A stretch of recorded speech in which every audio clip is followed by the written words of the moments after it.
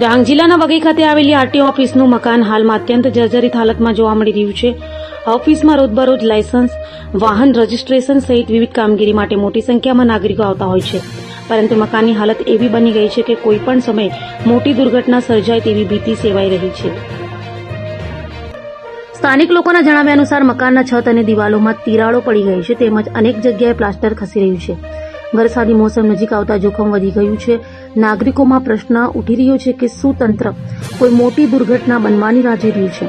ઉલ્લેખનીય છે કે ચીકટિયા ગામે નવા આરટીઓ બિલ્ડિંગનું નિર્માણ કરવામાં આવ્યું છે, પરંતુ આજ દિન સુધી ત્યાંથી કામગીરી શરૂ કરવામાં આવી નથી. કરોડોના ખર્ચે બનેલું નવું બિલ્ડિંગ હાલ માત્ર શોભાના ગાંઠિયા સમાન બની રહ્યું હોવાનું લોકોમાં ચર્ચાઈ રહ્યું છે. સ્થાનિક નાગરિકોએ તંત્ર સમક્ષ માંગ કરી છે કે તાત્કાલિક નવા બિલ્ડિંગમાં આરટીઓ ઓફિસ ખસેડવામાં આવે જેથી કોઈ અનિચ્છનીય ઘટના બને તે પહેલા લોકોની સુરક્ષા સુનિશ્ચિત થઈ શકે.